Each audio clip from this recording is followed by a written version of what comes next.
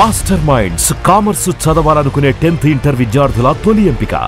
Cluster బాంబుల వినియోగం Iran కొంపముంచిందా అంటే దీనికి అవుననే సమాధానం వస్తుంది. వాస్తవానికి ఇరాన్ ఇజ్రాయెల్కి ప్రతీకార రూపంలో చేసినటువంటి దాడుల్లో ఎవరు ఊహించని స్థాయిలో లక్ష్యాలను చేరుకుందన్నమాట వాస్తవం.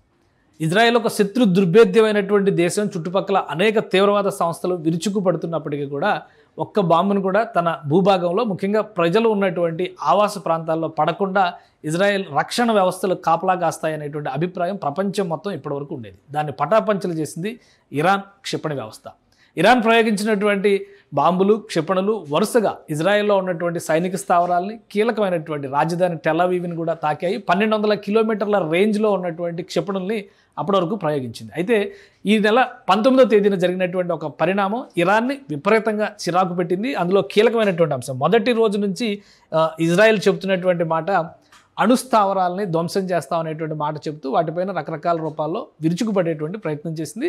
కీలకమైనటువంటి రక్షణ ప్రధాన కార్యాలయాన్ని, రక్షణ మంత్రిని, ఆర్మీ చీఫ్ ఆఫ్ ఆర్మీ స్టాఫ్ని, అలానే అనేక మంది కీలకమైన సైనిక అధికారుల్ని ఇజ్రాయెల్ సైనిక దాడుల్లో మట్టుపెట్టింది. అయితే తర్వాత జరిగినటువంటి దాడులు 18, 19లో జరిగినటువంటి దాడులు అరాక్ ప్రాంతంలో ఉన్నటువంటి ఇరాన్ రక్షణ స్థావరాలపైన పెద్ద ఎత్తున విరుచుకుపడ్డాయి.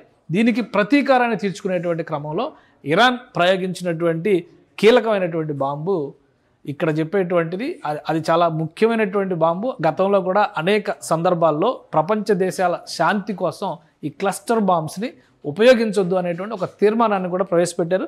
ఐక్యరాజ్య సమితి కూడా దీనికి మద్దతు తెలిపింది. ఆ క్రమంలోనే ఈ క్లస్టర్ బాంబ్స్ వేసేటువంటి ఒప్పందం పైన అనేక దేశాలు అంగీకారానికి వచ్చాయి. కానీ ఇజ్రాయెల్, ఇరాన్ లాంటి దేశాలు మాత్రం క్లస్టర్ బాంబ్స్ విషయంలో వెనుకడుగు వేసినటువంటి పరిస్థితి లేదు. సో మొదటిసారిగా ఇజ్రాయెల్ పైన క్లస్టర్ బాంబ్స్ని ప్రయోగించింది ఇరాన్. క్లస్టర్ బాంబ్స్ ప్రత్యేకత ఏంటంటే కొన్ని బాంబుల్ని క్షిపణి రూపంలో తయారు చేసి వాటిని ప్రయోగిస్తారు. అవి భూమార్గం చేరేటువంటి క్రమంలో, అంటే ఆకాశం నుంచి భూమికి చేరేటువంటి క్రమంలో కొన్ని వందల బాంబులుగా విడిపోయి విచక్షణారహితంగా దాడి చేస్తాయి. అంటే ఆ దాడిలో ఎవరైనా కానీ ప్రాణాలు కోల్పోయేటువంటి ప్రమాదం ఉంటుంది. ముఖ్యంగా ప్రజలు కానీ, ప్రజలకు సంబంధించినటువంటి ఆవాసాలు కానీ దేనికి కూడా తరతమ భేదం ఉండదు. విధ్వంసం సృష్టించడం మాత్రం ఖాయంగా మారిపోయేటువంటి బ్లాస్టింగ్ మెథడాలజీ ఇది.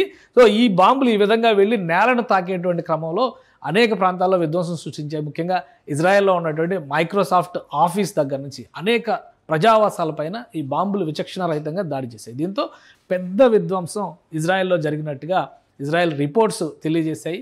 ఇమ్మీడియట్గా తేరుకునేటువంటి ప్రయత్నం చేస్తూనే ఇజ్రాయెల్ అమెరికాకి సమాచారం ఇచ్చేటువంటి ప్రయత్నం చేసింది. ఎందుకంటే ఇజ్రాయెల్ వేసినటువంటి బంకర్ బస్టర్ బాంబులు ఏవి కూడా అణుస్థావరాలను పెద్దగా తాకినటువంటి దాఖలాలు లేవు. ఉపరితలం పైన ఉన్నటువంటి నిర్మాణాలను మాత్రమే ధ్వంసం చేశాయనేది మొసాద్ ఇచ్చినటువంటి రిపోర్ట్. ఆ రిపోర్ట్ని అమెరికాతో షేర్ చేసుకున్న తర్వాత అమెరికాని యుద్ధంలో ఎంటర్ కావాల్సిందిగా ఇరాన్ పైన బాంబులు వర్షం కురిపించాల్సిందిగా ఇజ్రాయెల్ కోరింది. కానీ అమెరికా ఆచితూచి వ్యవహరించి ఆపరేషన్ మిడ్ నైట్ హ్యామర్ పేరుతో ఒకేసారి B-2 బాంబర్స్ని పంపించింది. మొదటిసారిగా 2002 తర్వాత భారీ ఎయిర్ ఫ్లీట్ని అమెరికా ఇరాన్ దిశగా పంపించింది. దీంతో భారీ విధ్వంసం సృష్టించాయి. 3 నగరాలని నేలమట్టం చేశాయి. అణుస్థావరాలను పూర్తిగా ధ్వంసం చేశాయి. భూగర్భంలో ఉన్నటువంటి నిర్మాణాలను కూడా విధ్వంసం పాలు చేసినట్టుగా అమెరికా ప్రకటించింది.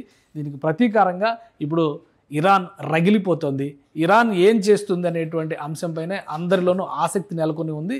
ఇజ్రాయెల్కి ప్రతీకారంగా కొన్ని క్షిపణులకు సంబంధించినటువంటి ప్రకటనలు కూడా ఇరాన్ చేసింది. ఎందుకంటే 1200 కిలోమీటర్ల రేంజ్ ఉన్నటువంటి బాలిస్టిక్ మిసైల్స్ని ఉపయోగించింది. అంతకంటే 2400 కిలోమీటర్స్ రేంజ్ ఉన్నటువంటి ఇతర బాలిస్టిక్ మిసైల్స్ కూడా ఉపయోగించేందుకు ఇరాన్ సిద్ధమవుతుందన్న సమాచారం వచ్చిన తర్వాత ఇజ్రాయెల్ ఆ క్షిపణి ప్రయోగ కేంద్రాల మొత్తాన్ని కూడా, లాంచ్ ప్యాడ్స్ అన్నింటిని కూడా ధ్వంసం చేసినట్టుగా ఇరాన్ ప్రకటించింది. ప్రస్తుతం ఇరాన్ ఏ విధంగా ప్రతీకారం తీర్చుకోబోతోంది అనేది ప్రపంచం మొత్తం ఆసక్తిగా ఎదురు చూస్తున్నటువంటి అంశం. అమెరికా దుడుకు చర్యకు పాల్పడిందని చెప్పని రష్యా, చైనా లాంటి దేశాలు ఖండిస్తున్నాయి.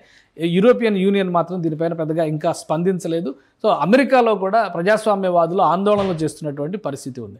ఇరాన్ చేయబోయేటువంటి ప్రతీకార దాడి, అమెరికా ఫాలో అప్ యాక్షన్, ఈ రెండింటిపైనే ఈ యుద్ధం 3వ ప్రపంచ యుద్ధంగా మారుతుందా లేదా అనే అంశాలపైన ఆధారపడి ఉంటుందని యుద్ధరంగ నిపుణులు హెచ్చరిస్తున్నారు. అయితే అమెరికా చేసినటువంటి విధ్వంసంలో మాత్రం ఇరాన్ కుదేలైపోయింది అనేటువంటి సంకేతాలు మాత్రం స్పష్టంగా వస్తున్నాయి. సుమన్ టీవీలో మీ పర్సనల్ అండ్ బిజినెస్ ప్రమోషన్స్ కోసం కింది నెంబర్కి కాంటాక్ట్ చేయండి.